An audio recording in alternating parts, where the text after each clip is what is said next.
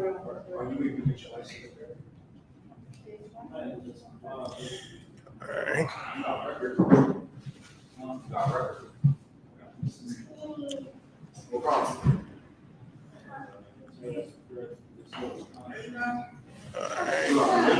All right, shalom, Israel. Yahweh Bashim Yashar, but thumb Yahweh Shema, thumb Bashim Yashar. Priest officer 1,000, you die, hold it down until 12 Shield General Muhammad gets here. You got any questions online? Make sure you put them in the chat. So you can make sure the general can get to them and answer your questions. Any questions in the room? All right, so black man, Latino man, First Nation man and woman, now was the time to really come out of the world. Now was the time to realize, man, that America is falling. Babylon is falling. It's going to rise no more. The thing is that what we have to realize is blacks, Latinos, and First Nation men and women, we got to come back to do what our God said to do. We cannot concern ourselves, with all of the different issues that's going on with the oppressor. We should be, reveling in the astonishment and amazement, of what our God is doing to America and doing to the oppressor with these different plagues and diseases, man. The fact that the prophets are going to get to live, man, now that Roe v. Wade has been overturned. Now, our wicked sisters in the world, are not going to be able to abort their babies. The big thing, too, is that we got to realize, man, that the God of Israel, the God of blacks, Latinos, and First Nation men and women is against women's rights to murder their babies. Like Christ is against your right to murder your baby. Like, don't you understand? Slack, all phones on mute. Understand this, that even when Christ was born, there was a plot from Herod, the Idumean. Herod was an Idumean, an Edomite, an oppressor, the devil that the Bible speaks of. He wanted Christ dead, and he went out, to kill Christ and all of the other Israelite boys. Same thing with Moses, when he was born. Pharaoh, the African, put out a decree, to kill all the firstborn, Israelite men. You got to understand, man. As blacks, Latinos, and First Nation men and women, this is nothing new. This is a tactic that the oppressor has been going to for a long, long time. It is the time-old tale of them trying to exterminate our people. Like, goddamn, like the oppressor over 4th of July weekend could murder 11 oppressors, 11 of his own, and they bring him in. But if you a brother and you get stopped for a routine traffic stop, they light you up like the 4th of July 60 times.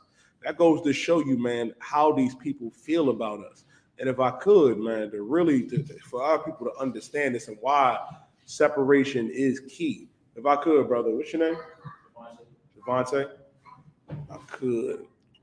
Can you give me Deuteronomy chapter 7 and verse 6? Oh, Slug, sir. If you mind, can you give me Deuteronomy 7 and 6? Or in the car, you can read it. Again, if y'all got any questions, type them in the chat.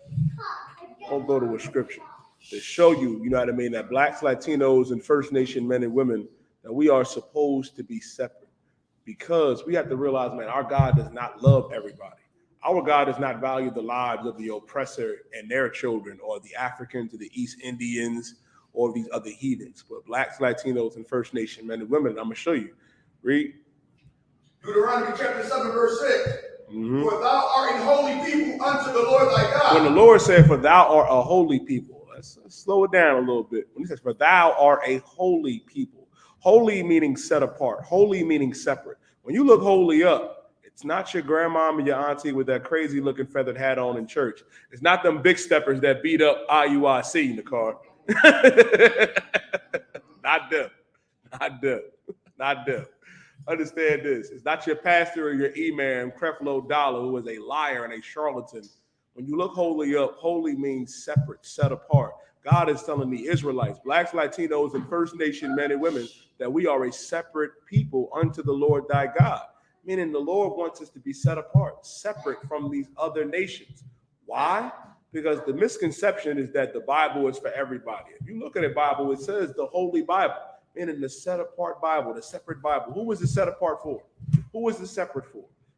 For our people. And meanwhile, this Bible is collecting dust on every shelf, every desk. It's sitting up on the pulpit, not going past John 3:16, because your pastor don't have an understanding on that. You can just ask Creflo Dollar, we're going to go on to him as well. Understand this, man. Our God is telling us that we are a separate people. Read on. The Lord thy God hath A special people. What does it mean to be special? Ain't nothing special about the oppressor. Ain't nothing special about these other nations. You know, Christ said it himself that we are the salt of the earth, not because we jump higher than everybody else or that we're smarter than everybody else, which we are. It's because the Lord chose us. It's the fact that our God chose blacks, Latinos, and First Nation men and women. That's what makes us special. There's nothing special about these other nations. Even when you look at us here in America, even us being an astonishment and a byword for these heathens, who do they go see play basketball? They go see LeBron James, Kevin Durant, Kyrie. Like, let's be honest, out of all the 17,000 brothers, you know what I mean, in the NBA, you really going to go see Luka Doncic and Nikola Jokic play? No, you're not going to go see the oppressor play. You're going to go see our people play. You go to see our people dominate in whatever sports or whatever field they are in. Why? Because the Lord made us to be a special people. You got to understand, the Lord did not make these heathens to be special. There ain't nothing special about the oppressor. Ain't nothing special about these other nations. Meaning our God looked at us and said, this is my son. This is my nation. They are special to me. Read on. Above all people that are upon the face of the earth. Above all people that are upon the face of the earth. Man. Above all people. Meaning this, not above some people, not above just the East Indian and the African and the oppressor, but all people. If you are Black, Latino, or First Nation, you got to understand the Lord made us to be above all races on the earth. Meaning it doesn't matter how strung out or messed up you are on drugs, how destroyed we are, Black man, Latino man, First Nation man and woman, you are still better than Donald Trump. You're still better than Joe Biden. And let me tell you this, and this is why our babies matter. Those babies that grow inside of that Black, Latino, First Nation woman that come from that Black, Latino, First Nation man is special to God, man. Special to the Most High. It is an evil thing, man, like for what our people have become, to think you can just listen and hearken unto every word that the oppressor tells you to. They tell us, oh, those children don't matter. Think about yourself. Think about your career. Think about your schooling. How selfish and evil can you be? You got to give them babies a chance. Who knows what that child could be? Your child could be the next Moses. You could have the next Isaiah, the next Jeremiah. But you would never know. You following after the oppressor telling you it's all right to murder our babies. Know this, Black, Latino, and First Nation man and woman, them babies are special to the Most High God, man. Special unto the Lord. And the thing, and what we need to realize, the scriptures say in Proverbs chapter 3 and verse 31, man, envy thou not the oppressor, and choose none of his ways. Meaning, don't envy the oppressor and what they do and the things that they promote here in this country, in this wicked society, and choose none of their evil ways, man. Don't be a homosexual. Don't be a murderer. Don't be a drug addict or a drug dealer. Leave those things for the oppressor and these heathens, man.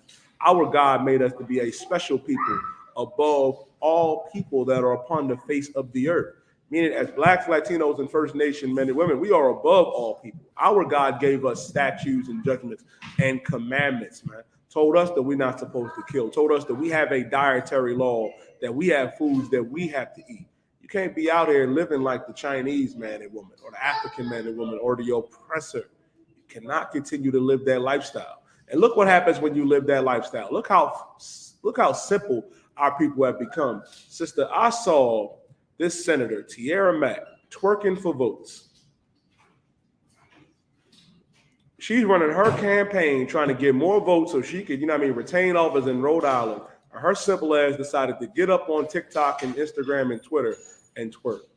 Goes to show you, you're not supposed to be a whore, Black woman. Allah upon ya. Barak. Yahweh ba Shimmy Yah Shah Barakatah. Wrap it up.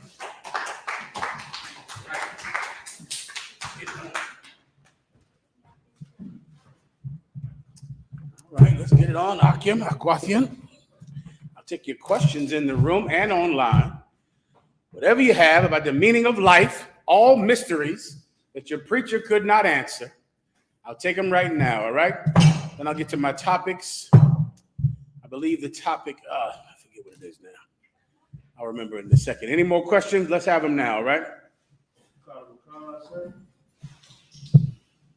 Sister online asks, how do you go to war with your demons and win? How do you go to war with your demons and win? Okay, here's the biggest thing about fighting your demons. I'll give you a few precepts in a second, right? To understand fighting your demons, you would have to first understand physical fighting. That's why I would recommend for everyone to start, because a physical fight is very simple. Everybody understands it, but they do not understand that when they're in a spiritual fight with a demon, it's the exact same thing, and your life is hanging in doubt on both of them. For instance, young brother, if someone, kicked in your door, a masked man kicked in your door and went to attack you, what would you do? You would fight him. Sister, same premise. Now, you're a woman, right? You're a woman. Somebody kicks in your door. They're coming over to you to attack you. What would you do? Fight him. Now, let's say you got tired.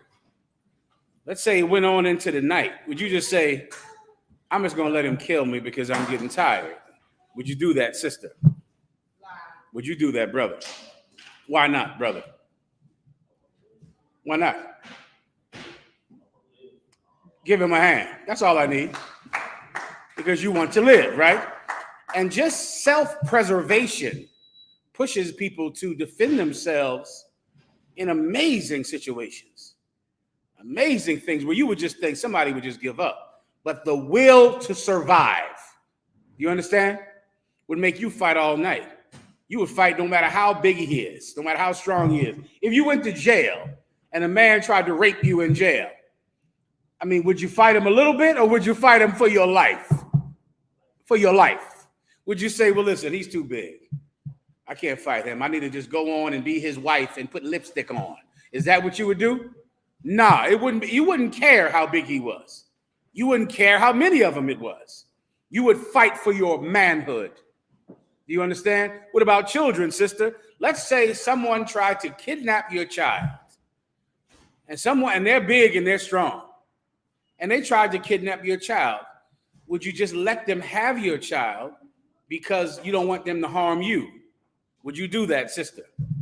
No. Why? Why? And why should you fight for your child? Because why? Say again? Because I gave birth to him. And because you gave birth to him, why does that matter? Because you love your child. And love makes you're willing to lose your life over that, right? You're willing to die over that. You're willing to do anything for your child. Anything, right? Now take that to the spiritual fight. So now there's a demon trying to turn you into a punk. There's a demon trying to tell you that you were molested as a child. So because of that, you should be a homosexual today. Because you were molested, because your uncle touched you. I'm fine, warrior. What do you do to that demon? You fight it with your life because you're fighting for your manhood. So you're not letting a child molestation incident in the past turn you into a homosexual. You understand? You fight that demon. If some demon is trying to get you to smoke cigarettes or do drugs, you know from experience what that does to people from growing up in your neighborhood and being in your family. So you would fight with your life to never get high, because you know if you begin to get high, you're going to lose your life, right? A lot of people, you're in a home with your family, with your husband, and a lot of parents argue and fight around their kids. You've seen that before, right? Parents that argue and fight, curse each other terribly around their children. Because your children see you arguing and fighting with each other, that's going to harm your child. But you can't harm your child because you gave birth to your child and you love your child. So now you can't ever argue and fight around your child. If you fought a demon the same way you would fight a physical battle, demons would not be able to handle you. That's step one. Everybody understands, right? So just think, when you're fighting a demon, do the exact same thing you would do for your child spiritually that you would do for your child physically. It's stupid to say to fight somebody if they try to kidnap your child and then smoke around your child, bring in strange men into your child's life, argue and fight with your child's father right in front of your child. Then why don't you just let somebody kidnap him? You're killing him either way. You're destroying the child's life either way. Like, but you fight physically for your child, but you won't fight spiritually for your child. Maybe you don't love your child the way you think you do. You understand? That's step one. Step one, just think about a physical battle. Now, with that said, now when you go into the Bible, you look up all of your battle scriptures, right? He that taketh a city, he that controlleth his own spirit is greater than he that taketh a city. That's a battle scripture. That's a scripture that shows you how important it is to fight with your spirit, all right? I believe I just explained it to you. There's 100 precepts to go with it. I'll give them to you if we have time, all right? Next. Brother wanted to know, the question is, sea moss unclean?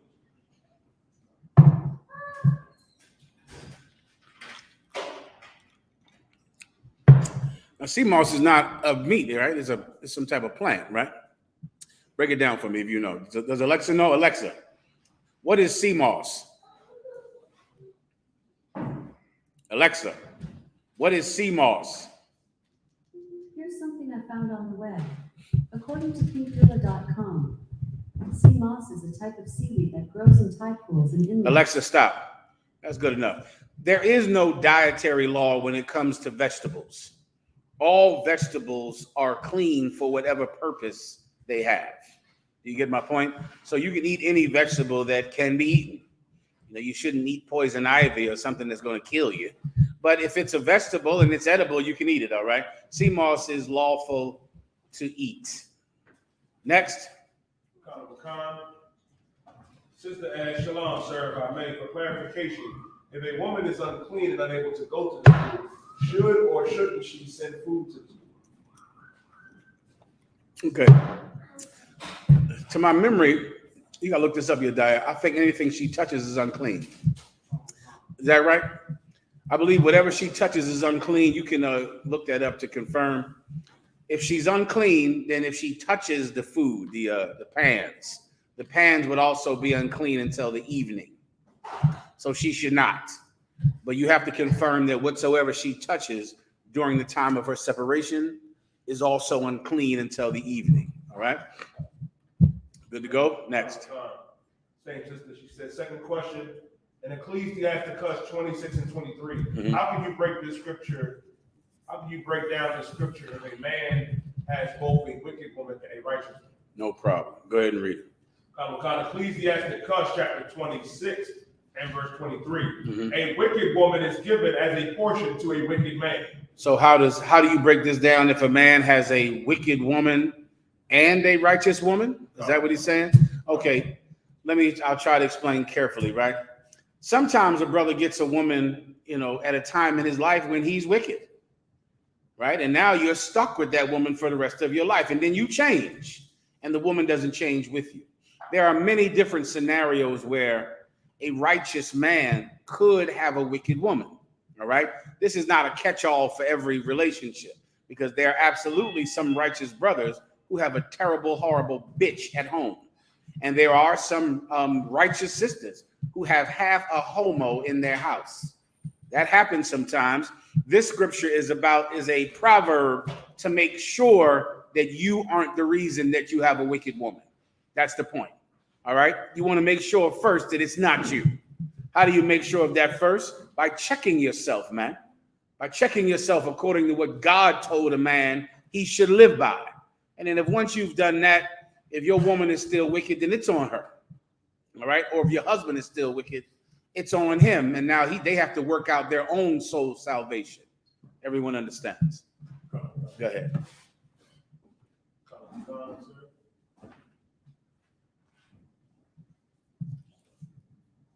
I believe that's another question. So any questions in the room?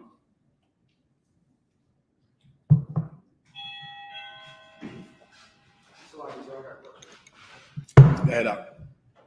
Can you break down obeying the laws of the land? No problem. Is there a precept you're referring to? I believe it's Romans, right? For this cause, you do not steal. Is that right, Yediah? Pull that for everyone, okay?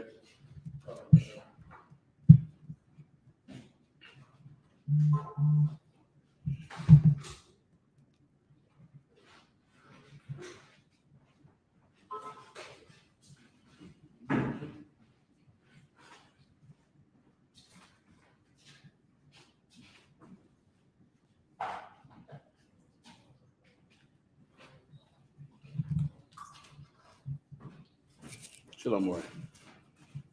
I believe it's Romans 13, but I could be wrong.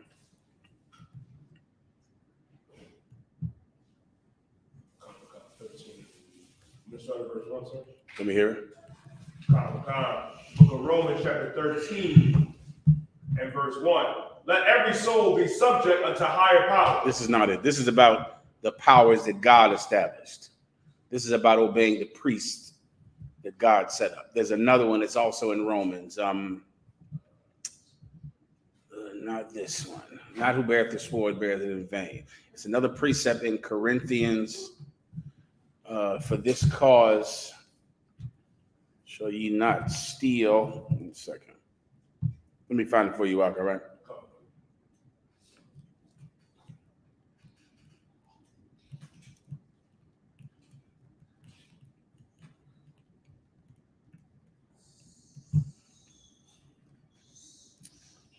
Stand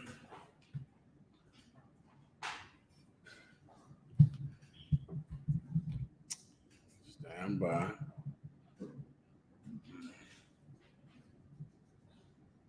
No, not that, not that. Let's try 1 Peter 2 and 13. This could be it. To about 17. Romans 2, I believe, is another precept for the priest obeying the priests of God. Book of 1 Peter, Right. chapter 2, verse 13. Submit yourselves to every ordinance of man for the Lord's sake. This is it. This is the obey the law of man or the laws of the land precept. Many people have heard about that concept of keeping the laws of the land. I mean, the laws of the land are many times not laws that God gave us, like not driving, not exceeding 65 miles per hour on this particular zone, or 30 miles on this zone, or paying a parking ticket, or putting money in a meter, or taxes, right? Taxes is a major one that Christ had to contend with even in his time, right? Give me the precept about Christ with the penny. You know what I'm talking about, your diet, right? So should you respect it? They're not God's laws, and they're established and set up by oppression, by an animal. And the only reason he even has you under his authority is because of murder. So now, should you obey the laws of the land? Read it one more time. Submit yourself. Let me get some more ice, please, Yadai. Daniela, please, go ahead. Submit yourselves to every ordinance of man. You understand that? Submit yourselves under every ordinance of man. Pay the parking ticket. Pay your child support. Put a quarter in the goddamn meter, or whatever the new meter that they have now. You get the point. You're going to obey every law that man gave you, every last one. If you believe in the Most High God, you're going to put a seatbelt on, and you're going to pay your taxes, and you're going to do things that Christians don't do. Christians don't pay their taxes. Christians don't wear seatbelts. Christians don't pay their child support. Christians are terrible at keeping any rules at all. A Christian cannot keep a rule because a Christian at his base nature is a lustful pig, and they can't be under any authority at all. They have to molest your child. You would think they would not molest your children, but a Christian is going to have sex with your daughter, going to rape your son. Why? Because he wants to. And that's all a Christian can do. But when you serve God, you understand that not only are you under God's authority and you keep every commandment, but you will also keep the rules in slavery as well, as long as those rules don't contradict your belief in God. Do you understand? So it's not against the law for me to obey the speed limit. So I obey the speed limit. It's not against the law for me to put a seatbelt on. So I wear a seatbelt. Keep every ordinance of man, every law of man that does not contradict with God's laws. And it is extremely difficult to find a few times in history where man's law contradicted God's law. That's rare. That's why I knew that there was no way they were going to outlaw abortion. Abortion is not illegal, nor will abortion ever be illegal, ever. Right now in Philadelphia, you can get all the abortions you want to get. You can stack them on top of each other. In New York, you can get an abortion. If you're in Texas, You drive about 30 miles and you can have an abortion. There will never be a time when God's people are obeying God's law only because the white man won't let them break it. You understand? The white man wants you to have an abortion. So the Lord you'll never be able to tell the Most High, well, I never had an abortion. And then the Lord goes, well, the only reason you didn't have one is because it was illegal. That's not going to happen. You will always have the opportunity to break God's commandments. The two will almost never conflict with each other. So you keep the laws of God and of man. Keep going. Whether it be to the king as supreme. Mm-hmm. Verse 14. The king, whether it be to the king as supreme, meaning the king is the highest authority, but you have other authorities. Keep going. Or unto governors, as unto them that are sent by him for the punishment of evildoers. So what does that mean? Not only will you obey the king as supreme, who is the supreme authority of man, what would that be today? The federal government in America or the crown in the UK. That's the supreme government of man, the federal authority. You're going to obey the federal laws and the governor's laws. The governor's laws will be what? The state authority, the state laws. There are some laws that are in your state and some laws that are spread across your country. The federal laws are the laws from the king, from the president, or from the crown. And the local laws, the laws of your state, are the laws by the governor, the laws of your state. You understand? You're going to obey them all. Read that last part right there. After governor. As unto them that are sent by him for the punishment of evildoers. As unto them who are sent by him for the punishment of evildoers. Who are them that are sent by the governor? Judges and police. For the punishment of evildoers. That's what judges and police are for. The judges are here to give you 10 years in jail, 6 years in jail. The police pick you up, or the sheriff picks you up and does what to you? Brings you to the sheriff, right? The police pick you up and bring you to the municipal judge. And their job is to what? Punish evildoers. Where you're going to obey all of them, everyone. And that's one of the greatest misconceptions about brothers and sisters in the UPK and people in the world. We are more lawful than them. They're murderers. They're child molesters. And they don't pay their taxes or their child support. And they steal and lie like crazy. They're absolutely lawless. They're not, good people. They don't keep America's laws, Christians.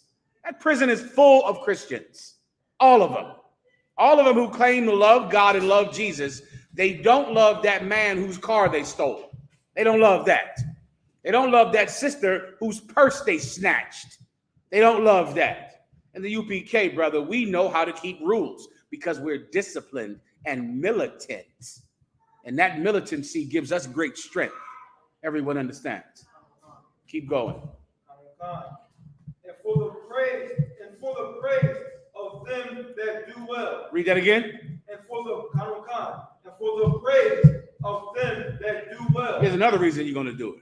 Because then you'll get the praise of them that do well. Now, when you go into a courtroom to represent a brother, now the judge won't look at you like you're just another criminal. He'll see that shield around your neck and see that seal on your cover, and he'll go, oh, you one of those UPK brothers. Well, I know about you. I know you cats are absolutely in order, absolutely militant. And then now people who don't want to murder and don't want to steal and lie and assault people, they will praise you. Everyone understands. Keep going. Verse 15. For so is the will of God, that with well-doing ye may be put to silence. That you may be put to what? To silence. To silence. Keep going. The ignorance of foolish men. That's what you need. That's what you need. Do you want to be in this situation now where we're trying to tell the world that we're righteous and we represent God, but you smoke weed? Well, you have 15 weed plants growing in your home. But you're out selling drugs and buying drugs. And so now what do we tell people? No, we're different. We're different than the Christians. We're different than the Muslims. That's the problem the Muslims had right here in Philadelphia, trying to tell everyone that they were men of God. Meanwhile, they were committing more murders and selling more drugs than you could possibly imagine. And it becomes difficult to tell people you're a man of God while you're a criminal. Everyone understands. It becomes to be a hard argument to make. It's difficult to make it. To say, well, I'm righteous and I'm doing this because I'm righteous. I have more than one wife because I found God and I'm righteous. Well, why in the hell are you smoking weed and selling drugs then? Why are you doing those things since you're so righteous? No, it's a difficult argument to make. But that argument we can make it here because we don't sell drugs and we have more than one wife. Because we don't murder and we don't steal and we don't stand for the national anthem either. Everybody understands. Continue. Anything else? They put to silence the ignorance of foolish men. Because they're ignorant and foolish, and they want to find some reason to say that the FBI should come in here and shut us all down because we're killing people, murdering, beating women half to death. That's why none of you stupid mother effers better not do anything stupid that embarrasses this school. I'm telling you as clear as I can. If you got some old weirdness, a lot of you got some weird mess with you because you were in the world. Something all weird and funny about you, always with women too. Some of you got your woman home chaining her to a goddamn radiator, forcing her to sleep in the basement or making her sleep outside in the goddamn yard. You're some type of lunatic and psychopath. And the second that someone thinks that what you do is because you're in here, you are getting out of here. You are not going to embarrass this school because you got some demon from your childhood. This is one of the biggest problems in my life, that I have to take people because of Commanding General Yohana's orders, who the church and your mother and father have already ruined. They've already ruined you.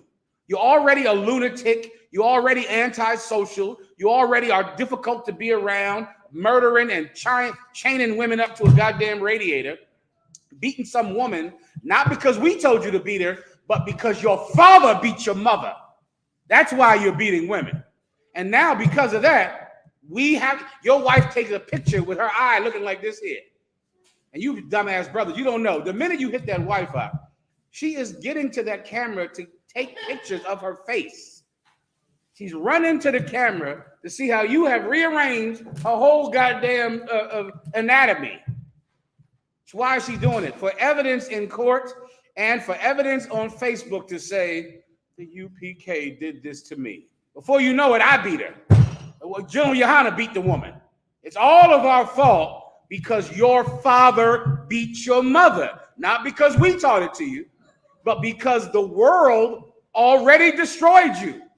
And now we've taken you and we're trying to fix something that Christians broke. And so now we get blamed for it when you beat your wife half to death or starve your kids out. A lot of you idiots, you put your child on the Day of Atonement and put your child on a fast. If I hear about somebody making their child fast on the Day of Atonement, I'm going to be displeased with you. Very displeased. Do not make your child fast on the Day of Atonement. If you're pregnant, do not go on that fast. If you're elderly and sick, do not go on that fast. We will fast for you because we're strong. You will not die or kill your kids on the Day of Atonement. Stop being weird. Act like me. You see how I am? I'm very civilized. You behave how I behave. Do not behave like your father. He was a drunk lunatic. Don't behave like him. Your mother was a whore. Don't behave like her. Behave like me. Do what I do. Does everyone understand? And then everyone will know that we're a righteous school. Then we'll have a good reputation. I pray you understand. All right, that's your precept. You got a couple of more if you want, all right? I'm moving on. Anything else? Sir. Sister asked, Ezekiel's wife was killed because he loved her more than served the Lord. Is there any scripture related to a woman where the Lord had to remove something or someone to make her serve the Lord? Well, that's not in the Bible that Ezekiel's wife was killed because Ezekiel loved her more than serving the Lord. It doesn't say that was the reason. The Lord just told Ezekiel, in the morning, I will take away the desire of thy heart. right? Let me give you a scenario. There's no sin in loving a woman. And there are some women that you love that will make you stronger for the Most High because you love them. All right, that's quite possible, right? But there are other women who you love and they will divide you from the Most High. They will tell you, I don't want you to go to camp. I want you to leave that group. I want you to go back to church. I want you to celebrate Christmas and birthdays, right? And that woman, if you love her, the love you have for her will supersede the love of God because she won't have it any other way. You understand? There are some women that will not allow you to love God more than you love her.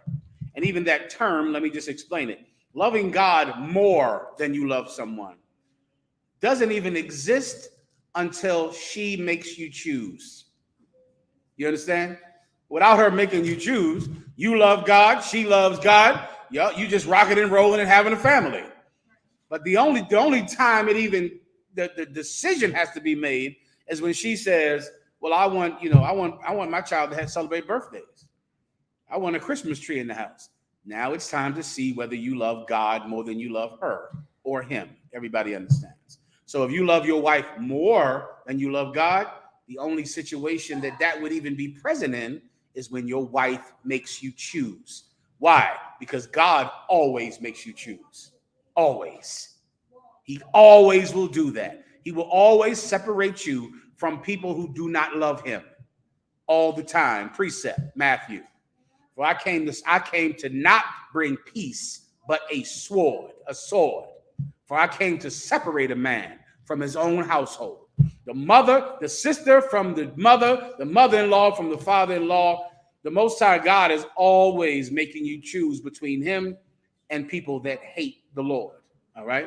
And when your wife does the same, now you got to choose. All right? Go to the question, please. Did we answer it or is there something else? All right, next. Also, like the second part of it was there a scripture related to a woman that the Lord had to remove something or someone to make her servant? Oh, hell yeah. Give me Abigail. Abigail, there was a sister named Abigail, right? In Hebrew, what is it? Abigail? Could be right. Abigail. There was a sister that was married to this. Just tell them where it is, and I'm just going to give you the brief version of the story. There was a sister named Abigail who was married to a man named Nabal. All right? Nabal indicates that he worshiped Baal. He was a wicked idiot and a fool. You can just pull me the scripture, pull it to me when the cat died, right before he died.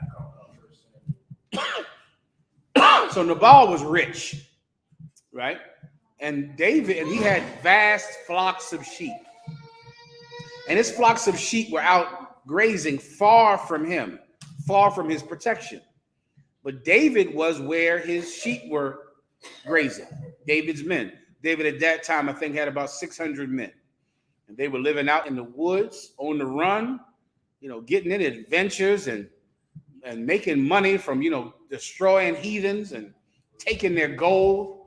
I mean, they were living a real outlaw life out there in that wilderness before David became king, killing Philistines that dared to cross over the border of Israel and just making their money like that. And there was 600 of them. And while they were out there, they protected Nabal's flocks and his sheep herders from the Philistines and from the other nations that would have stolen their flocks and killed his sheep herders. They protected them all winter, I believe. So finally, the sheep herders left and went back to Nabal. The sheep, and when I say sheep, I think, thousands of sheep, right? They went back and David sent men to Nabal saying, listen, man, I watched your flock all winter. Now, we would like you to give us some money. We would like you to provide things for us now because of the kindness that we gave your flocks and your sheep herders. Nabal told them to get the hell out of his face. He doesn't give a damn about David or his father, Jesse, that David thinks he's something that he's not, and he believes in King Saul, who thinks that David should be killed. I'm summing it up for you. So then David's messengers went back and told that to David. They told him every word that Nabal said. Nabal had a wife whose name was Abigail, and she heard the council. She heard them talking. And she had something that many sisters better have. She knew that her husband, who was in the world, was a fool. And that knowledge you got to have if you're a woman. If you love him, you better know he's a fool. If you love him. If you love him, you better say, oh, my husband is an idiot. So I have to make sure he doesn't get killed to the best of my ability. So since she heard that, she knew what was going to happen. And what happened? After David heard that, he got his men. Now let's start right there. All right. They gave David the message, and this is where we'll start, whenever you have it. Mm-hmm. Oh, when David came, sir. When David heard the message. See me one more time, Daniela. When David heard the message. Give me one finger on this one. Give me one finger here, and just the tonic right there. Go ahead. Mm-hmm. 1 Samuel 25 and verse 22. 1 Samuel 25 and 22. Read. Oh, verse 21. Sorry. Solid. Go ahead. The book of 1 Samuel, chapter 25, verse 21. Now David had said, surely in vain have I kept all that this fellow had in the wilderness. Meaning he thought, I did this for nothing. I kept everything he had, protected it, but I've done it in vain. I've done it for nothing. Continue. So that nothing was missed of all that pertained unto him. Meaning nothing got stolen. I protect everything he had. I must have did that for nothing. Go ahead. So and more also do God unto the enemies of David. So and more do also unto the enemies of David. No problem. Well, I'm going to do something more to him. Because this is David speaking. So now he's going to give back to Nabal exactly what Nabal gave to him. Keep going. If I leave of all that pertain to him by the morning light, any that pisses against the wall. He's saying, if I leave anybody there who pisses against the wall, let me be destroyed. And what is he trying to say? Who wants to translate that? He will not, by the morning, there will be no one there that pisses against a wall. Please. He's killing every man there. If you stand up and piss, you're dead by the morning. That's what David was going to give. And that's what a lot of you Christians better understand. A man of God doesn't do what he does for nothing. I don't know what in the hell, where you're getting that from. I guess from TV. But that's TV. Men of God do this for something. You owe a debt. And the minute you realize you owe that debt, you can spend your life paying it like you should. Paying that debt. Well,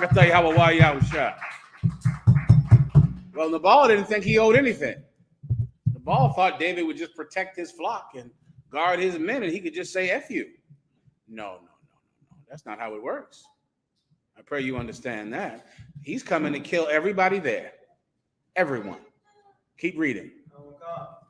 And when Abigail saw David, she hasted and lighted off the ash and fell before David on her face. So now Abigail knew what was going to happen because she knew the kind of man that David was. She knew that David was not going to just take this laying down. So she ran out to meet him on a donkey. And she brung with her food and grapes and everything to give David a gift because she understood that he was owed something. He was owed something.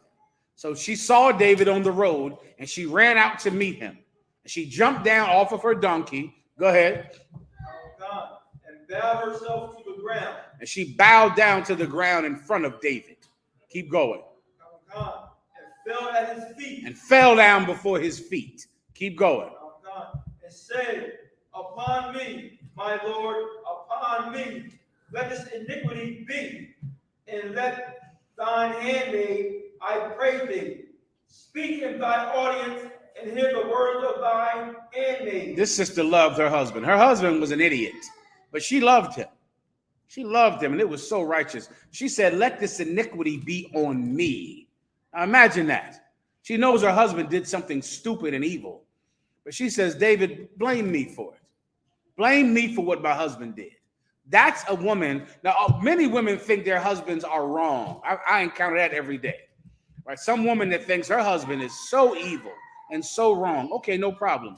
What are you doing to make up for how stupid your husband is? Since he's an idiot, since he's dumb, since he's wrong, how are you fixing it? How are you making sure that he doesn't get embarrassed or hurt because of his own failings? All you ever do is embarrass him more. All you do is shine a light on your husband's faults and frailties. This sister knew her husband was an idiot and ran down and said, "Let the fault be mine. Blame me for what my husband did." That's a sister who loves her husband, even a foolish husband. Continue. Let not, my Lord, I pray thee, regard this man of Belial. A Baliam, meaning he's a Baal worshiper. Baalim, meaning he worships all the different forms of Baal, all of the different gods that represent Baal. Don't blame him, Lord. Don't blame him. He doesn't know any better. He's a Christian. He gets high. He's an evil man. Don't blame him. Blame me. Continue. Oh God. Even the ball, for as his name is, so is he. For as his name is, so is he. Meaning he's named the Baal, and that's just how my husband is. He's stupid and an idiot and worships Baal. Blame me for it. Blame me for what my husband has done. Now you think about that when you hate your husband and embarrass him on Facebook. This sister had a wicked husband, a real wicked husband. In most cases, your husband ain't even wicked. You're just upset with him and you'll be happy with him tomorrow. But this is an actual wicked man.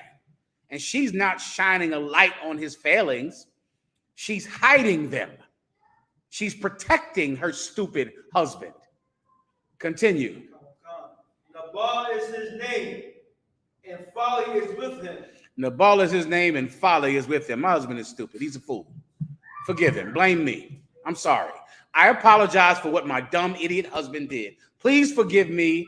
Please blame me. Don't blame him. Blame me. That's a woman. That's it. That's a woman with an actual evil husband. That's how you would treat him if you were in the truth. So many times you focus on what your husband is doing wrong and you don't focus on what you're doing wrong. Well, here's a perfect example. Her husband is wrong and she's right. And look at how she handles it. She fixes it. She helps him. Continue. But I thine handmaid saw not the young men of my Lord. But I, thine handmaid, I didn't see the young men of my Lord, meaning of David. When your young men came, I didn't see them. Continue. Whom thou didst send. Now, therefore, my Lord, as the Lord liveth, and as the soul liveth, seeing the Lord had withholden thee from coming to shed blood, and from avenging thyself with thine own hand. Stop right there. She's saying, listen, I didn't see your young men. And David's camp worked exactly how we work today, which is where we get it from. He sent young men down to collect money from Nabal. He refused to get it. So now David was coming to kill him for it. So now, but on the way there, this woman who was married to Nabal stopped him, was gracious and kind, and blamed herself for the stupidity of her husband. And then said that don't blame him, blame me. And if I would have saw your young men, I would have given them this. Continue. Now let thine enemies and they that seek evil to my Lord be as Nabal. She's saying, listen, since the Most High stopped you from taking revenge at your own hand, now I will give it to you. And now every one of your enemies will now know that they're evil for hating you because you're a righteous man. And then right there, she's so beautiful in that she's telling David that he was about to do something that was a sin because he was about to kill for revenge, which is a sin. And she stopped him and then told David that she was stopping him in such a feminine way. She didn't say, you shouldn't be here killing anybody. God said, don't take revenge at your own hand. She said, since the Lord has stopped you from taking revenge at your own hand, then let me handle it, which is her way of saying, you're also wrong for coming here to kill my husband, because it's wrong to take revenge at your own hand. But she knew how to talk. She knew how to talk, which is what some of you dumb women don't understand. You got to learn how to talk. You can correct a man, and he will not know that you corrected him. He'll think he thought of it. He'll think it occurred to him. And that's what she just did. Read the part when she did it. Seeing that the Lord. Go ahead. Yeah, go back up to seeing that the Lord. Seek evil to my Lord, be as Nabal. That was her? No, seeing that. Mm-hmm. Okay, come.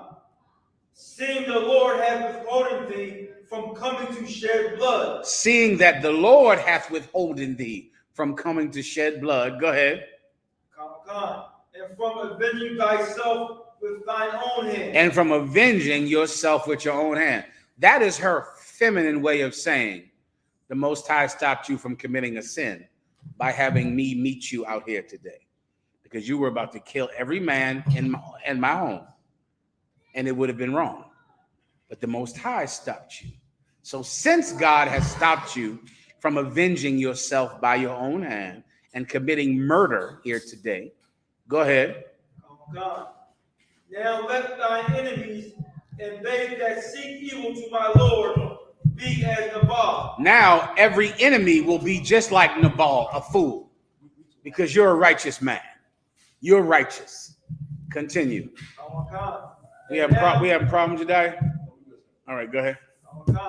And now this blessing which thy handmaid hath brought unto my Lord, let it even be given unto the young men that follow my Lord. So now I'm going to give this blessing to the young men who are behind you.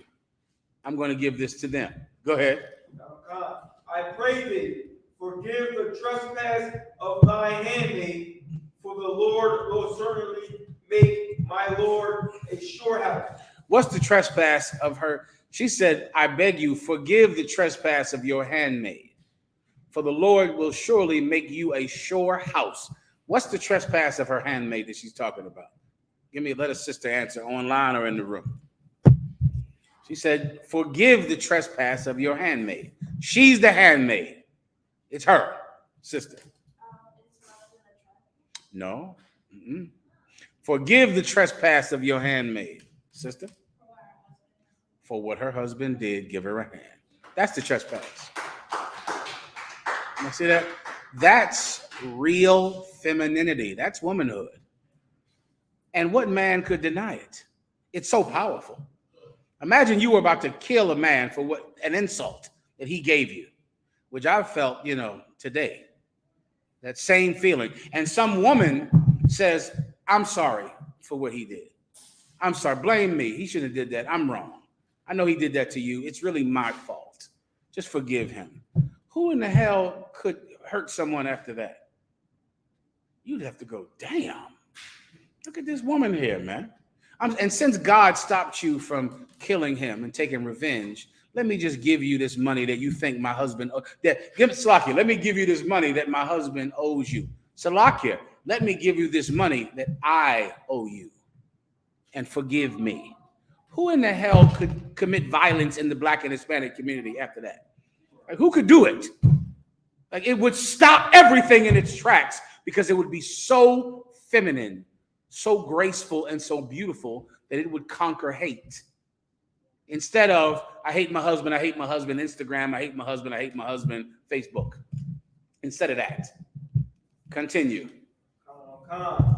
Because my Lord fighteth the battles of the Lord, and evil have not been found in thee all thy days. And evil, this is hard to understand if you don't know how a good woman can do this to you.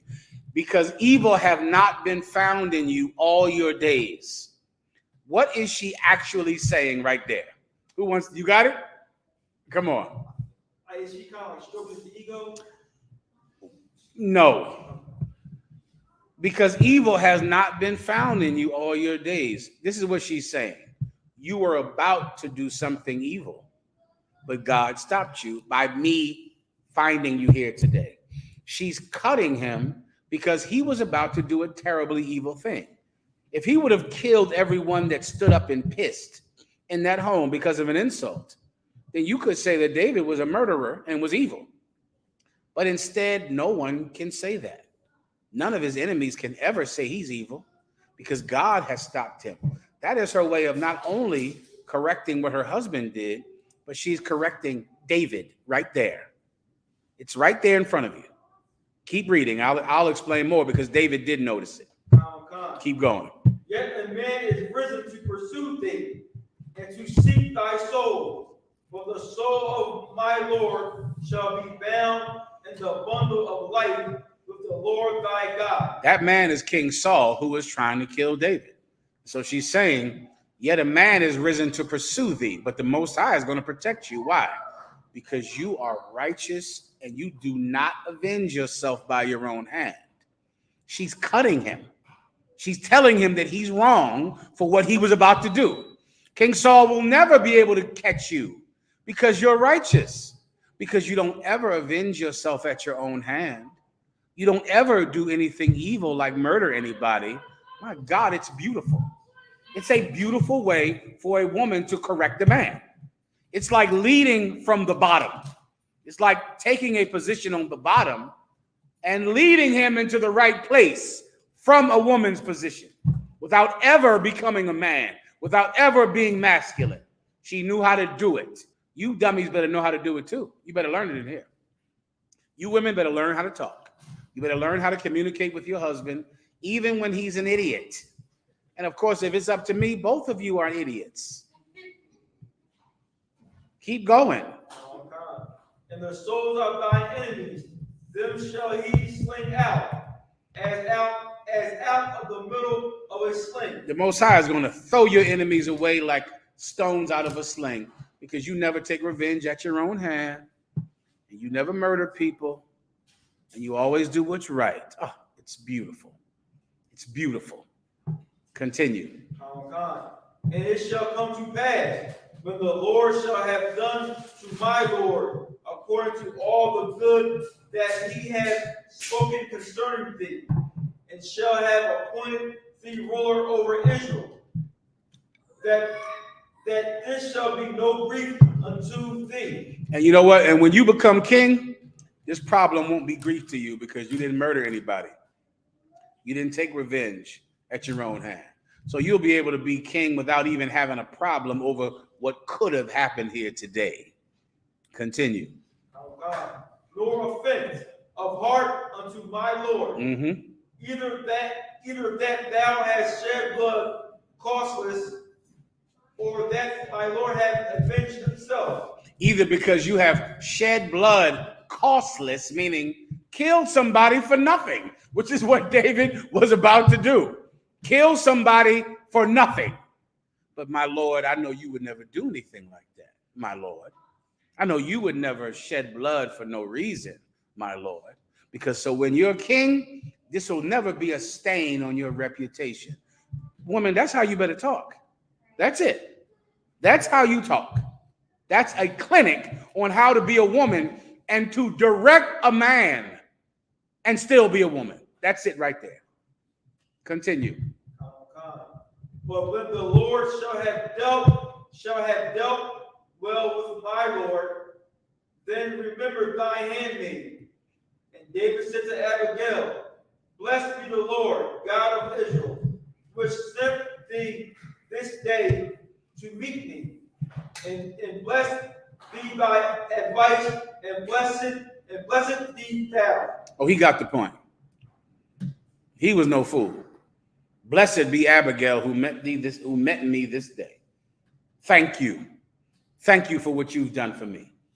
Continue. Oh God, which has kept me this day from coming to shed blood. Thank you, sister.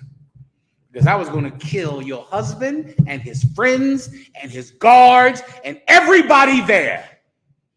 And that would have been a stain on my honor. And I thank you for stopping me. Thank you very much. He got it. He understood. She didn't have to yell at him and wave a finger or demand. She just was gracious and kind. And then, I mean, it's hard to be evil and hateful in the face of such grace and kindness and sophistication. And he heard it. He heard it. Continue. Oh God. And from avenging myself with mine own hand. Keep going. For in very deed, as the Lord God of Israel liveth, which have kept me back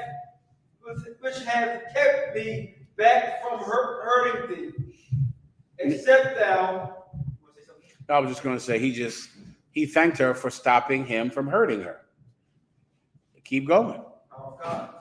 Hadst hastened and come to meet thee, surely there had you been left unto the ball by the morning light, any that pisses against the wall. He said, because if you didn't come meet me on this road, there would have been nobody at your house.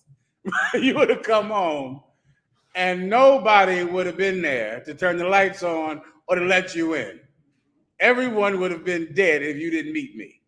Keep going. Oh God.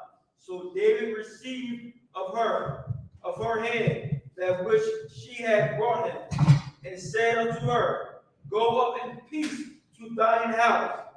See, I have hearkened to thy voice, and have accepted thy person. And Abigail came to Nabal. So then now, she went and gave David all of these goods. He took it, he thanked the Most High for it, and he left. So then she went back home to her husband, Nabal. Go ahead. Oh God. And behold, he held a feast in his house, like the feast of a king. So now Nabal is in his house having a giant party because he's an idiot. And that's all he thinks about. He didn't have enough food and help to give to David, but he has enough food and wine and gold to have a giant party for himself. He's selfish. Continue. Oh God. Nabal's heart was merry within him, for he was very drunk. He was what? Very drunk. He was what? Very drunk. He was a stupid alcoholic and a drunk, which makes men make terrible decisions. And a lot of you are married to some woman who loves you, and you're a stinking, disgusting drunk. And she, with all of her skill, has to find ways to get you not to drink and to hide you from me somehow for a time. But before you know it, I'll find out that you're a drunk, and your woman will be seeing you very difficultly. It'll be hard for her to find you and for you to be with her at all. He was in his house drunk. Keep going. Wherefore she told him nothing, less or more, until the morning light. But it came. Imagine that. Imagine her looking at her husband drunk, having a party in the home, not knowing that 600 men were outside the gate coming here to kill everybody at this party. While everybody was laying out drunk and pissy, there were 600 men on the road here to kill everyone that stands and pisses. Everyone. None of them realized it because they're drunk. Continue. Oh God. But it came to pass in the morning when the wine was gone out of the ball. Now, when the wine, meaning now he's sobered up. The wine was gone out of him. Go ahead. Oh God. And his wife had told him these things, that his heart died within him. When his wife told him, last night, are you drunk still? Yeah, here's some coffee. Drink this coffee right here. Drink that. You good to go? You need some eggs or something? Here's some toast. Here's some eggs. You sobered up now? Listen, last night, David had 600 cats outside the door, and they were coming in to kill you. And I went out and gave them the things that you should have gave them, and I stopped them from killing you and all your friends, all of your drunk buddies who were going to die last night if I didn't go outside. Now that you sobered up and drank that coffee, now I'll tell you about it. And she told him. Continue. That his heart died within him. His what? His heart died within him. His what? His heart died within him. When he heard what was going to happen, his heart died within him. He had a heart attack. He had a heart attack when he heard what happened. Just like Ezekiel's wife who had a stroke because Ezekiel preferred her to God. Well, Nabal, his heart died within him. He had a heart attack. Continue. He became as a stone. And he became as a stone. Keep going. Oh God.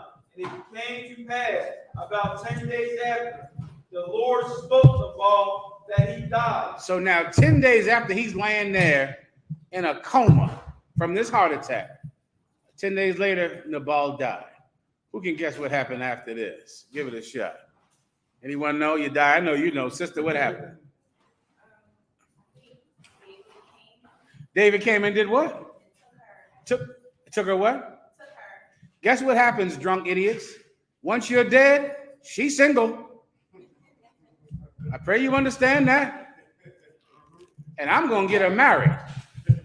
I'm not going to even care or have any guilt about letting one of these UPK brothers tie fire to your wife's tail. Give that a hand. I'm going to arrange it, set it up. She's going to be crying, oh, my husband dead. Oh, daughter, don't worry. I'll straighten that out. Give me a little time. Just want those tears in. You see that brother over there? You see him standing there, right? Okay. Right. He's not a fool. You get my point? He's not a drunk. Oh, that's a serious man over there. And you're single. Once your husband is dead, you're single. I pray you understand. Keep reading. Oh God. And when David heard that Nabal was dead, he said, blessed be the Lord that hath pleaded the cause of my reproach. Do you see? He was going to commit an act of murder for revenge. But this righteous sister stopped him. And God took up his case. God gave him revenge. He said, Brakatah Yahweh Yahweh Shai. I was about to kill that nigger. And I didn't. And God killed him. Come on, Abigail, let's go. Come on. Keep reading. From the hand of Nabal, and hath kept his servant from evil. For the Lord hath returned the wickedness of Nabal upon his own head. Mm-hmm. And David sent and communed with Abigail to take her to him to wife. Oh, that's what happened. And she became one of David's wives. Kwam Yashala. Everybody understands. All right, that's the story. That's the exact thing that happened to Ezekiel, and it happened for a woman right there. All right. Next.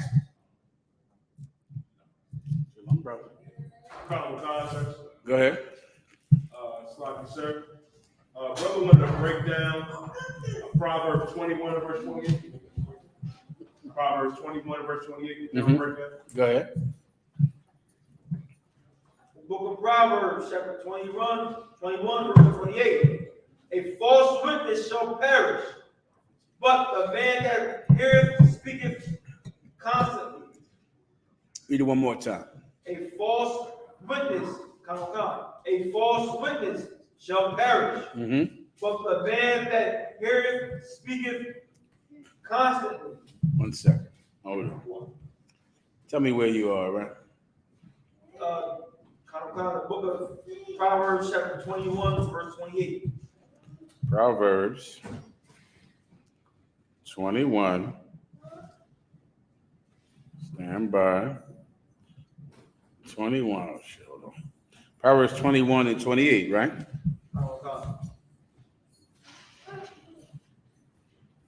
Yeah, go ahead and read it again. A false witness shall perish. So imagine, okay, a false witness is like a lie in court.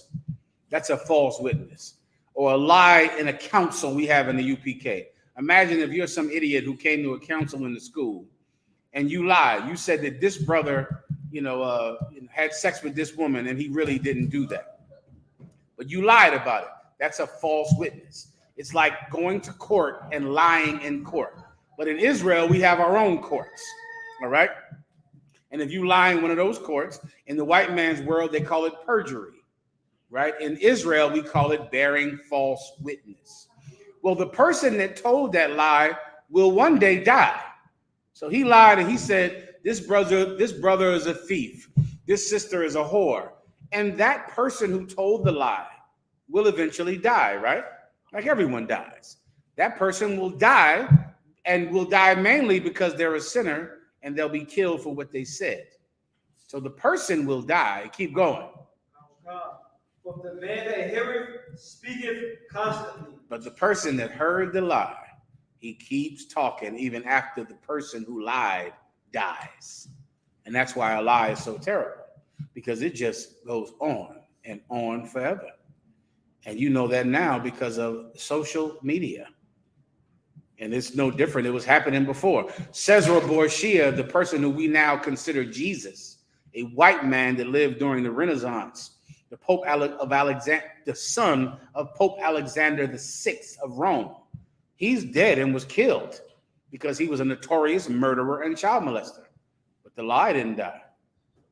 The liar is dead. The liar was killed because he was a murderer.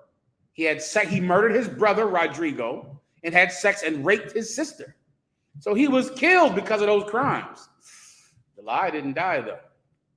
The person died, but the lie did not die. And that's why lies are so terrible when people keep repeating them. Because the minute people repeat them, you could punish and kill the person that started it. But the lie is hard to kill. Right. You understand? That's the point, all right? Next, which is why you have to tell the truth. You can kill the liar, but the only thing that kills the lie is someone repeating the truth more than people are repeating the lie, which is why Commanding General Yohana sends us out to say Jesus is black. Jesus is a black man, because we have to say it over and over and over again, because the lie has been said over and over and over again. Everyone understands. Next. Sir. Brother wanted a general breakdown of John chapter 6 and verse 44. He says, what is Christ referring to when it says the last day? The book of John chapter 6 and verse 44. No man can come to me except the Father. Go ahead. John chapter 6 and verse 44. No man can come to me except the Father, which has sent me, draw him.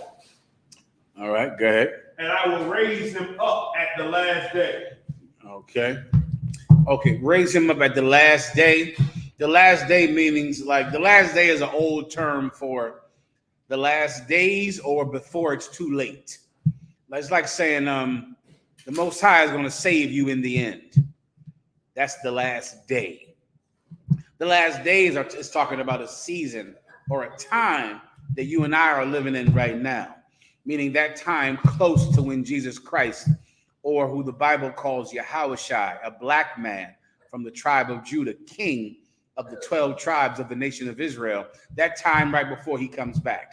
That's the last days. Now, the last day is like the final moment. It's like saying, in the end, this person is going to get what they have. This person is going to be rewarded before it's too late, before it's over. So meaning, if you just wait, it's not going to be too late before Christ is going to reward you for what you've done. That's the last day. All right? But it's like in the end, or at the final time, you're going to get rewarded. All right, everybody understands. Next. Brother wanted a general breakdown of Deuteronomy chapter 25 and verse 13 through 15. Go ahead.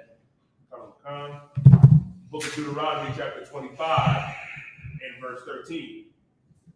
Thou shalt not have in thy bag diverse weight. Diverse weights, a great and small.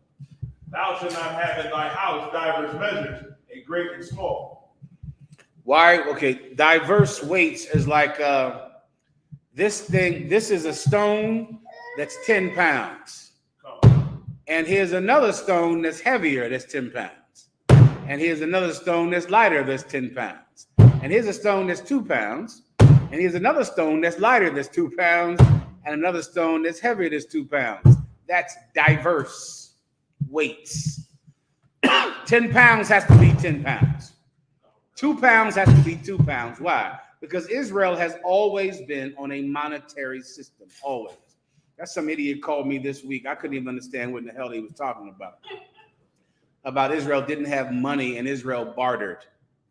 Bartering is for, how can I describe it? Bartering is for, who would barter? Bartering is for a people who cannot build a civilization. Israel built civilization on money. We invented money. Like we invented washing, like we invented aggregation, like we invented water purification, like we invented eating healthy food. Israel invented money, and we've had money forever, since before we went into Egypt. Since then, that bartering is for, some type of, what would a barter? It's a word I'm looking for, like not a civilization, but like a primitive people. That's who barters, primitive people. You can't barter if you're going to rule the goddamn world. You can't barter. You're going to have money. Israelites invented money. Let me explain to you why you can't have money, all right? Why you can't have bartering and why you must have money. And if you're going to have money, you must have a just weight and measurement. Because let's say you and I barter in the car. What do you have? You have pick something. You got wheat. You got 10 bushels of wheat. And what would you want from me? Pick anything. Apples. Okay, you want wheat, you got wheat, and you want my apples, right? So now you and I trade wheat for apples, right? So now, which one is more expensive? You see the problem? I didn't understand that. 1 second. You have wheat, I have apples. Is that a fair trade? If I could, it would have to be the apples and the wheat would have to measure out in the same work. So how many apples would I need to equal your amount of wheat? Just make up a number, right? Right? You see the problem? Right? 50. You have to make up a number. And what kind of apples do I have? Do I have those ones that you can't stand? What's those apples that's delicious? There's some apples out there that taste like goddamn the Honey Crisp apple. Who likes apples in here? Nobody? Listen, you made apple pie, so you know the difference, right? There's some apples you get when you like, what in the hell is this? And then there's an apple that's like, this is an apple. That's that Honey Crisp or amazing shoot fire rockets in your mouth apple. Then there's another apple that's like, this is made of sand. Well, which apple am I giving you, Nakar, for your wheat? Huh? For sure, You want the good one, don't you? Okay, well, how much is the good one worth to your wheat? And what kind of wheat you got over there? Is that the wheat that's good for bread, or the wheat that's coarse and rough? And how in the hell do we even barter? People started to barter, and then they said, this ain't working, because he sold me a horse that died in 2 weeks, and I gave him delicious Honey Crisp apples, and he gave me a horse. So this horse, who was the mother and the father of this horse? What breed is this horse? Does this horse have a health problem I don't know anything about? Well, my apples are delicious. How do we do this and build a civilization? You can't. And that's what Israel saw back in the time of Jacob and his 70 sons. You can't barter and have a civilization. It's primitive. It's too primitive. What do you need? You need something that represents something that is solid, that you can turn into anything. If I take your apples, all I get is apples. But if I take your shekels, oh, this is everything. Because I can buy what with it?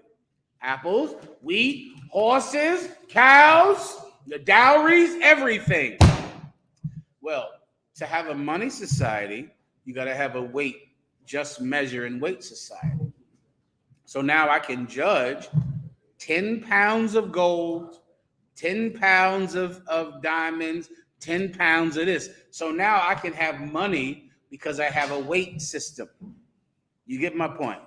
And that's what this precept is about. You can't have diverse measures and diverse weights because we are a society built on money. So it has to be the same. You get my point?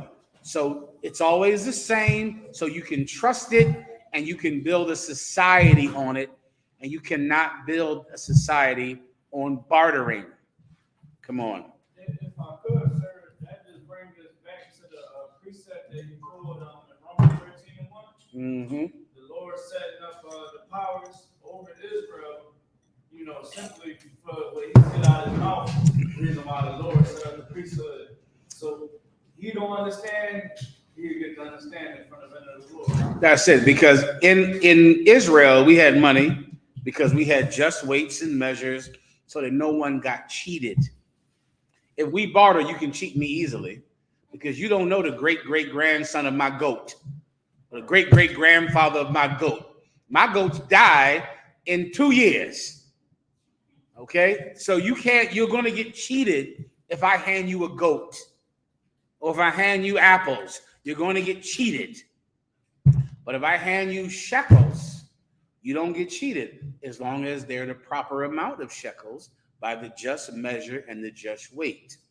All right? We measure out everything. You weigh out the money or the silver or the gold. Silver and gold is constant. It's not like goats or sheep, which can change based on the bloodline of the goats and the sheep, based on how healthy the goat is or how sick the sheep is.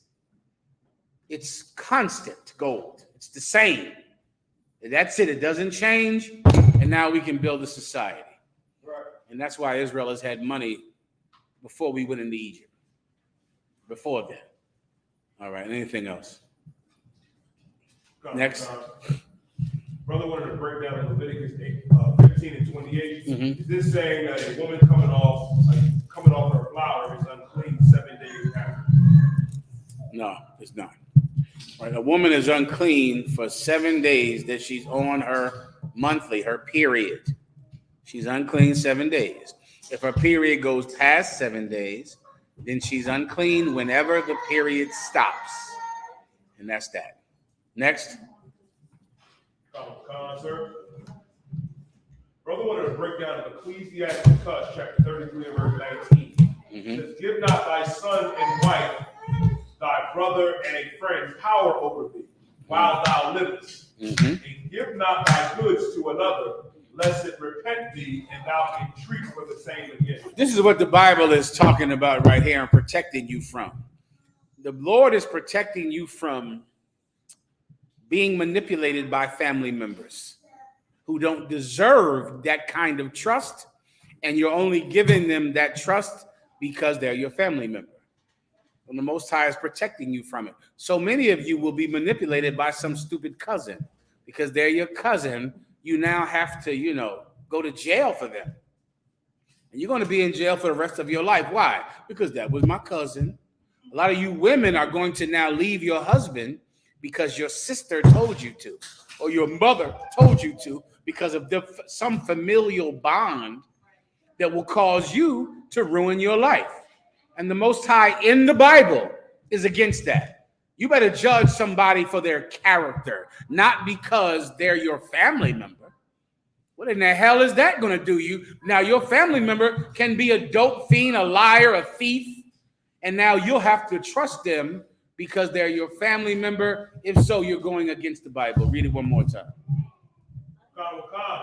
Ecclesiasticus chapter 33 verse 19. Give not thy son and wife, thy brother and friend. Give not thy son or your wife, your brother or your friend. Remember, all of these are relationships that you believe you have to trust.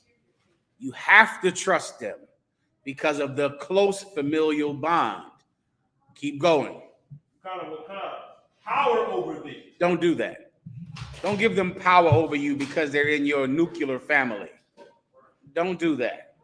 You're going to have to be a person of good character, not just someone who's related to you by blood. That means nothing when it comes to their character. All right. So many of you have suffered because of this. Since this is your mother or your father, you've allowed them to molest you or to hurt you or to do different things to you because you really can't get away from them, because that would be wrong, because they're your mother, they're your father, they're your cousin, they're your friend. Keep going. Colonel Khan, sir. While thou livest, and give not thy goods to another. And don't give your goods. So now you'll give all of your goods to who? Your cousin, your friend, your mother, and your father. Why? Why? When they're going to use those things to hurt you, because they're not a good person. That's why one of the greatest gifts the Most High God ever gave is Israel the ability to make new families. So now this family we can choose. We can choose. And this family, you can get kicked out of this family by not keeping up the standard. Well, your family, come on, man, what does your cousin have to do to get kicked out of that family? He smokes all of the crack in the world. There are some uncles in y'all houses, brother, who have molested everybody. Everybody in the family has been molested by this man. And what does the family do? Keep him right in the back room up top of the steps. He sleeps right up there at the top of the steps, or your crackhead uncle who's in the basement, and he comes up the steps and creeps up in there and steals all your damn sneakers and molests everybody in the house. And you wonder, what do you have to do to get kicked out of this goddamn family? Nobody ever gets kicked out. I mean, the child molestation y'all take is amazing to me. Like, this cat, yeah, he molests my sister, he molests my cousin. And I go, where is he? At my mom's house. And I go, what in the hell do you have to do to get kicked out? Like, nothing?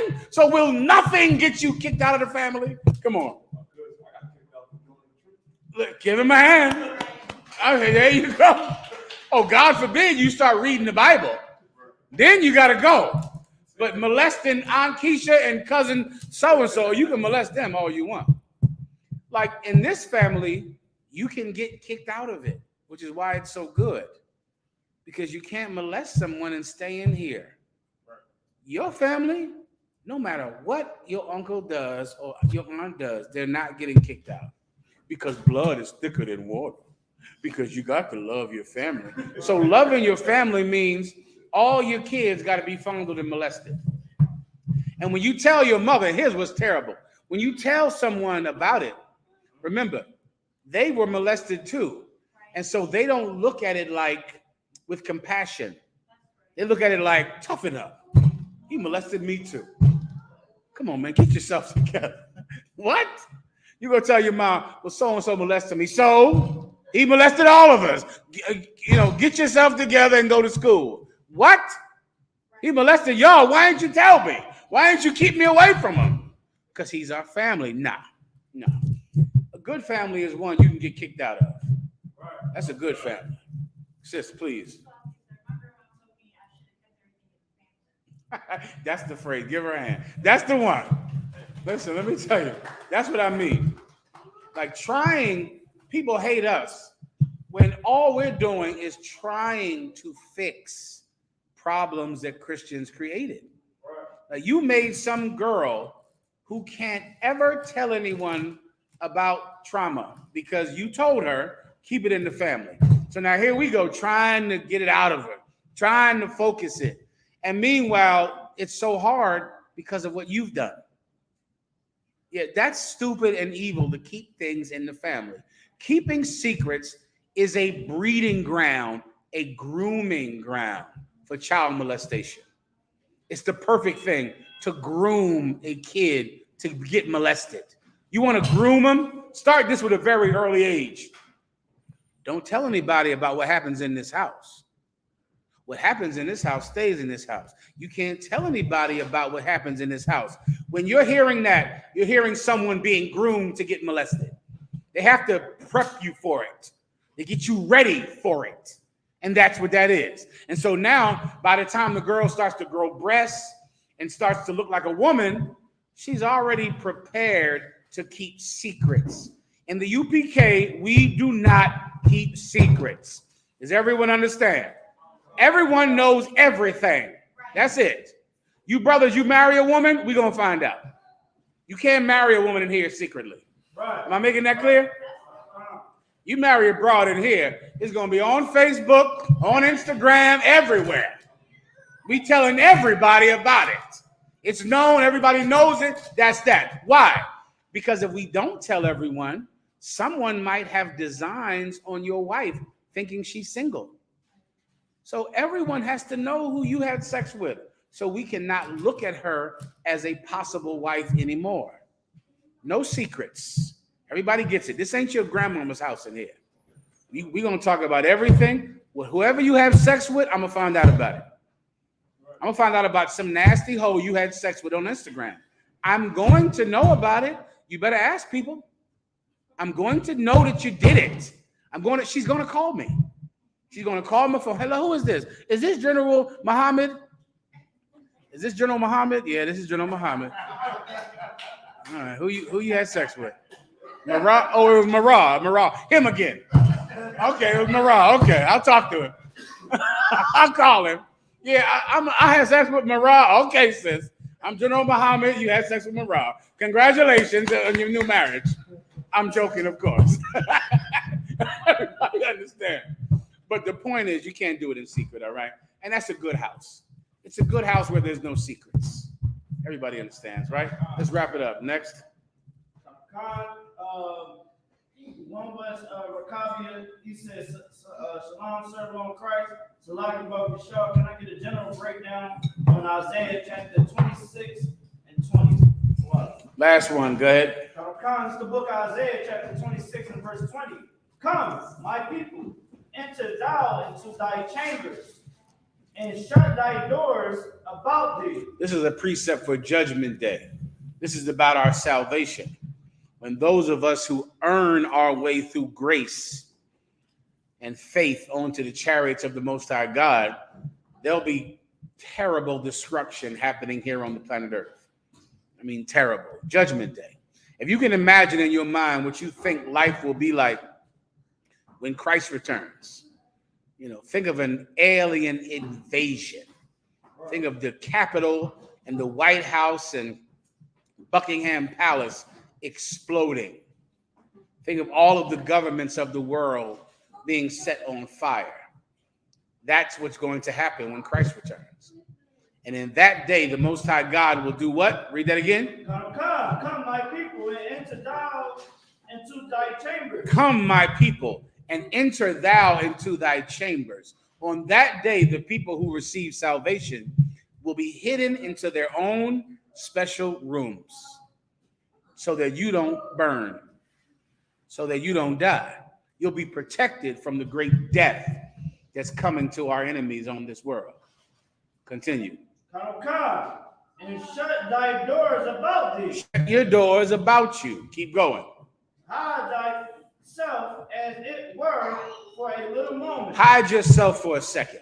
The Lord said that this battle will take 1 hour. In 1 hour, all of the enemies of God will be destroyed. That's Judgment Day. That's the day of the Lord. That's coming, and it's coming soon. Everyone has talked about it. Every movie is about it. Every so-called man of God knows that his judgment is coming. Every government in power is trying to protect itself against this day. That Christ is returning. And if you think it's not, ask the people in the Ukraine if life is going to go on as normal.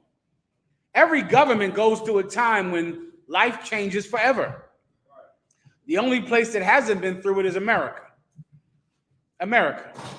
There was a time in the Ukraine, they were going to the supermarket, going to see movies, going to the plays, having normal life in the Ukraine. Then one day, Russia invaded. And now they're hiding underground, scraping together, roots and vegetables to try to eat. Well, I can tell you why y'all was shot. It happened in Libya. At one time, Libya was where you went to party. And then one day, Libya was invaded by America.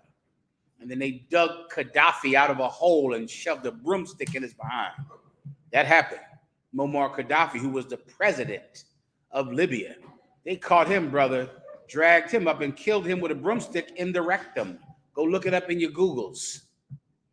Saddam Hussein, Iraq, oh my God. Iraq had the fourth greatest military on the planet before the Iraqi war. Go look it up. The fourth largest military on the planet. Later on, they found Saddam Hussein in a hole in the ground with a fan plugged into a power source for ventilation.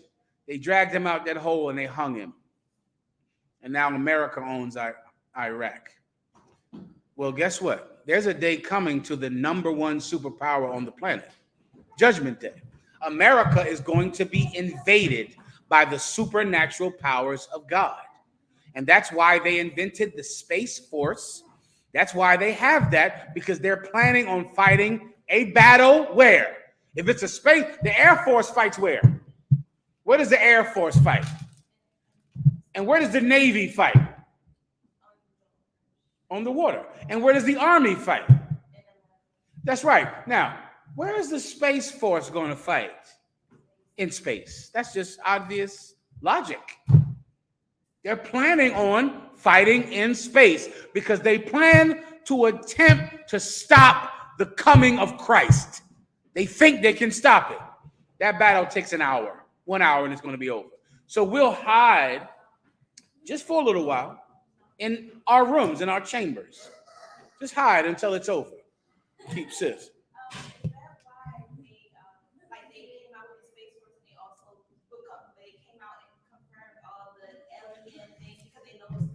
Give her a hand. Let me tell you. And if you're my age, you would be shocked that the United States Congress confirmed the existence of UFOs. If you're my age, I went like, damn, it happened. UFOs was something we were saying since 1969. Since 1969, the UPK has been talking about UFOs, making pictures of UFOs, putting them on our garments and headpieces. UFOs, UFOs, UFOs. Last year, the Congress said, yes, UFOs exist. They're real.